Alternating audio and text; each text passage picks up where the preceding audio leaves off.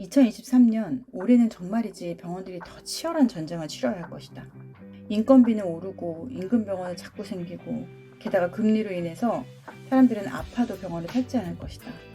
턴어라운드 프로젝트에 이어 올해는 전직원 환자 경험 전문가 프로젝트를 진행하기로 했다.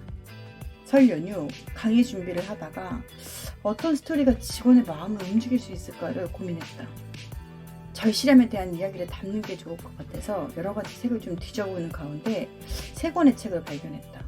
한 번 더의 힘, 기회를 잡는 사람과 놓치는 사람, 세상을 바꾸는 힘, 절실함, 이렇게 세 권이다. 이순신 장군이 병사를 설득했던 그 힘이 무엇이었으며 그 외롭고 두려움을 어떻게 이겨낼 수 있었을까? 이 책에서는 그것을 용기 그리고 절실함이라고 말하고 있다. 절실함은 결국 실행에서 답을 찾게 되고 실행은 한 번 더의 힘을 말하고 있는 것이다. 리더는 외롭고 힘든 싸움을 해야 된다. 벼랑 끝에서 물러날 곳이 없는 절실함으로 아무리 팀원들한테 호소를 해도 다 한마음일 수가 없다. 함께 벼랑 끝에 설 수 있는 사람들을 설득해야 된다. 그리고 기꺼이 함께 그 옆을 지켜준 사람들은 그 어디서도 얻을 수 없는 가치를 얻게 된다. 절실함을 가진 사람들의 특징은 세 가지라고 한다. 첫째, 극도의 단순함과 본질에 집중하는 사람. 둘째, 새로운 관점으로 막혀있는 사람들을 열어가는 사람. 셋째, 극한의 긍정과 용기를 가진 사람이다. 긍정적인 사람은 한계가 없고 부정적인 사람은 한계 없다고 한다. 절실함은 용기를 먹고 잘한다는 것을 기억해야 된다.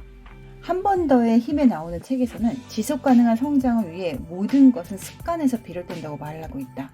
뇌가 자동 방사 상태로 돌입했을 때 올바른 습관을 갖지 않은 사람들은 우울증과 두려움을 분출하여 불안과 심장병, 불면증, 비만, 소화불량, 기억력과 집중력의 상실로 이어지는 반면에 평소 습관에 자신감, 열정, 회복력, 힘, 평화 등이 들어있다면 압박 상황에서 당신의 뇌는 그런 감정에 반응할 것이라고 말하고 있다.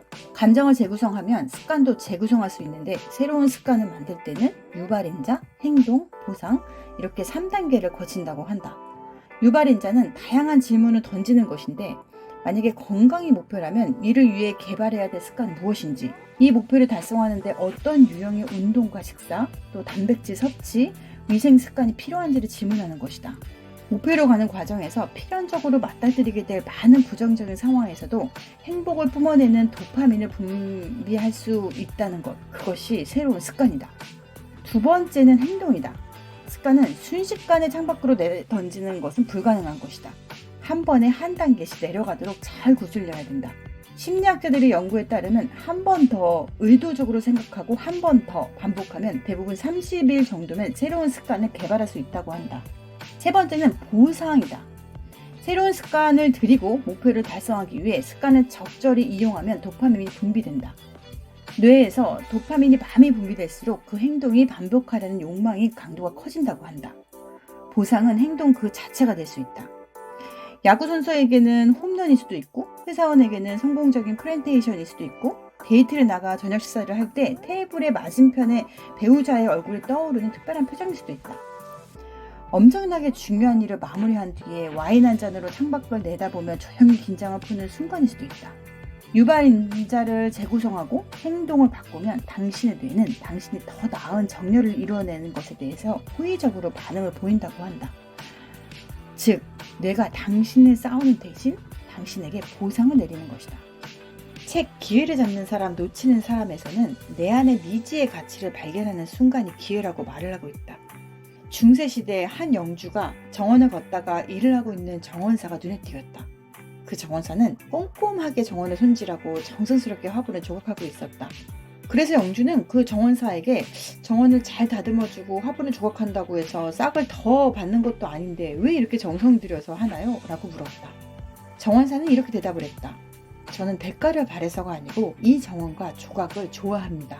나무 화분에 꽃을 새기는 것이 저의 즐거움입니다. 그 정원사는 역사상 가장 유명한 조각가이자 건축가이자 화가인 미켈란젤로이다. 사람의 뇌는 무한한 잠재력을 가지고 있지만 뇌의 10%밖에 사용을 못한다고 한다. 기회를 잡는 사람은 이 잠재력을 끌어올리는 건데 자신을 칭찬하고 자기 암시를 하고 가능하다고 말을 해주라고 한다. 그러면 잠재력이 활동을 시작할 것이라고 말을 하고 있다. 위기를 기회로 만들기 위한 턴어라운드 프로젝트로 위기를 심어주었고 올해는 전직원 환자 경험 전문가 프로젝트를 통해서 전 직원이 싸움에서 승리할 수 있도록 무장을 할 것이다. 이순신 장군은 더 적은 병사들과 더 낡은 무기로 싸움에서 이겼다. 도망가는 병사도 있었고 매일 밤 수많은 두려움과 싸웠을 것이다. 하지만 승리의 핵심은 물러날 곳이 없는 벼랑 끝에서의 절실함, 그리고 실행, 자신만의 신념, 이 세 가지라고 말을 하고 있다. 내 역할은 리더의 절실함을 직원 한 명 한 명이 느낄 수 있도록 하는 것이다. 승리는 결국 병사들의 마음을 움직이는 것에서 시작된다. 이 세 권의 책을 통해서 절실함에 대해서 생각하는 시간이었다. 나 또한 벼랑 끝에 서봤냐고 묻는다면 그렇진 않다.